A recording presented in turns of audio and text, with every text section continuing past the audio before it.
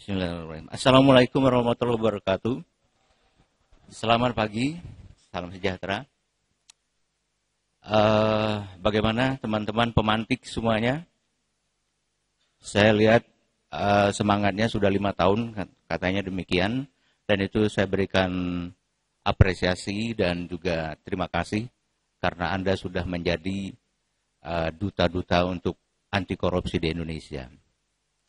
Ada 2 hal yang sangat harus jangan sampai masuk ke dalam kampus.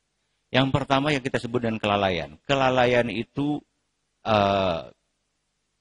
tidak bisa dipidanakan, tetapi itu bisa menyebabkan kita akan terkena permasalahan. Yang kedua, yang disebut dengan kejahatan. Kejahatan itu adalah, pelakunya adalah para penjahat. Kejahatan yang pertama jangan masuk adalah terorisme. Jangan sampai masuk. Pemantik saya harap betul-betul menjaga itu. Kemudian yang kedua, kejahatan yang kedua adalah yang kita sebut dengan narkoba. Ini sesuatu hal yang di mana-mana sangat mengganggu dan mengintai Anda semua. Kemudian kejahatan yang ketiga adalah yang kita sebut dengan kejahatan extraordinary crime atau yang disebut dengan kejahatan luar biasa, yaitu tindak pidana korupsi. Kenapa saya mengambil ini? Apakah Anda kenal dengan ini, siapa ini? Ini adalah tokoh supernasional. Tokoh Nusantara di masa Majapahit. Ini dia.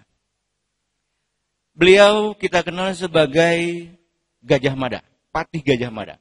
Kenapa saya katakan dia sampai dengan saat ini masih hidup namanya? Satu sumpahnya yang sangat terkenal pada waktu itu, sumpah apa? Sumpah Pemuda. Ya kan? Oh, bukan pemuda. Oh. Sumpah Palapa. Apa artinya Sumpah Palapa? Dia mengatakan bahwa saya tidak akan makan buah palapa sebelum Nusantara bersatu. Artinya apa? Saya tidak akan bermewah-mewah. Saya tidak akan bergembira ria. Saya tidak akan pernah tertawa terbahak-bahak sebelum Nusantara sejahtera. Itu seorang pemimpin. Saya tidak akan pernah mengambil uang rakyat. Itu seorang pemimpin. Kenapa? Karena dia mencintai Nusantara. Nusantara bukan hanya Indonesia, Pak.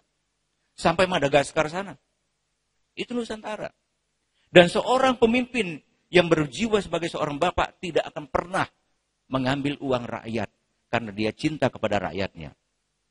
Apakah saya tanya kepada adik-adik mahasiswa, pernah enggak ibu dan bapak mengambil uang di dompet Anda? Pernah enggak? Merampok? Pernah enggak? Enggak pernah kan? Karena dia cinta kepada Anda. Karena dia sayang kepada Anda. Sehingga dia tidak pernah, bahkan kekurangan, uang kita belum habis, sudah ditambahin lagi oleh dia. Itu seorang pemimpin. Inilah salah satu pemimpin kita. Sehingga sampai dengan saat ini namanya tetap harum. Nelson Mandela, sampai dengan saat ini namanya tetap harum. Menjadi kebanggaan bukan hanya Afrika Selatan, tapi seluruh dunia. Kita menginginkannya seperti ini. Jangankan dia korupsi, dia mau menyumbangkan seluruh jiwa raganya untuk kemakmuran Nusantara. Nah, kita juga menginginkan seperti itu, rektor yang seperti itu, kepala daerah yang seperti itu, menteri yang seperti itu, dan lain sebagainya. Baik, saya lanjutkan. Kalau kita lihat,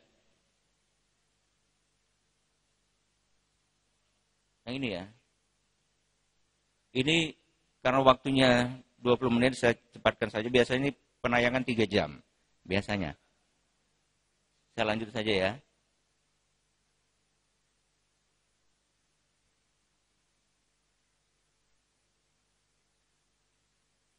Susah ya.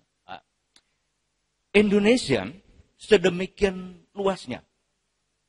Kita memiliki lebih dari 17.000 pulau. Dan sampai dengan saat ini hanya 6.000 pulau yang ada penduduknya. Berarti masih sekitar 11.000 pulau yang terbuka lebar. Yang masih punya kesempatan untuk kita untuk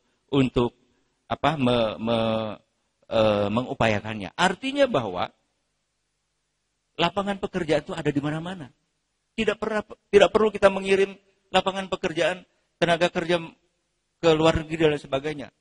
Satu saja pulau kita upayakan, ribuan tenaga kerja akan tersedia. Sekarang pertanyaan saya, apakah adik-adik mahasiswa yakin nanti lulus bisa bekerja dengan mudahnya? Ada nggak keyakinan itu? Ada nggak rasa secure di dalam diri Anda? Jadi itu kewajiban pemimpin untuk menyediakan itu. Indonesia yang kita menemukan minyak pertama kali tahun 1859, yang kedua sesudah di Pennsylvania, Amerika. Sudah lebih dari 200 tahun kita mengupayakan minyak dan gas bumi. Sampai dengan saat ini kalau kita lihat, para pengelola, para yang memiliki kuasa pertambangan itu, coba lihat bendera-benderanya. Ada nggak bendera merah putih di sana? Ada nggak? Tidak ada. Dan Anda punya kewajiban, lulus dari sini nanti, harus punya semangat bahwa nanti suatu saat, 5 tahun yang akan datang, bendera-bendera itu akan digantikan dengan bendera-bendera Telkom University. Siap nggak itu? Ini pertama kali saya masuk ke Universitas Telkom. Saya sudah mengenal cukup lama. Saya sejak di KPK saya sangat kenal dengan orang-orangnya juga saya kenal. Ada beberapa kali bertemu dengan saya. Ada beberapa permasalahan. Dan alhamdulillah hari ini saya bisa berdiskusi di sini.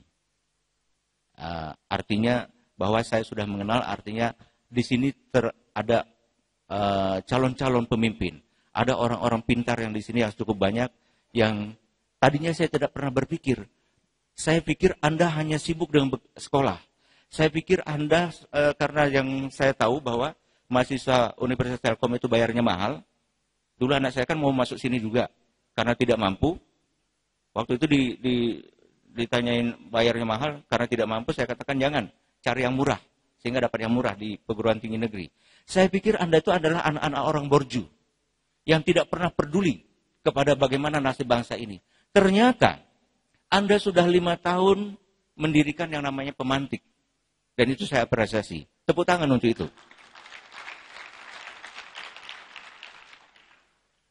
Kita tidak boleh seperti ini. Tidak boleh seperti ini. Kenapa saya katakan? Kita 17 ribu pulau lebih. Tetapi ternyata kita hanya berdesak-desakan di satu tempat. Kita biarkan semuanya itu diambil oleh orang lain. Kita hanya berupaya untuk bagaimana kita bisa mencari pekerjaan di tempat-tempat yang menjadi buruh di perkebunan-perkebunan segala macam. Sebetulnya kita mampu untuk itu semuanya. Dan ini terjadi. Ini terjadi, Ibu Bapak semuanya. Ini terjadi juga akibat dari perbuatan-perbuatan yang tadi itu. Yang saya katakan bahwa kita adalah bagian dari naked emperor phenomenon.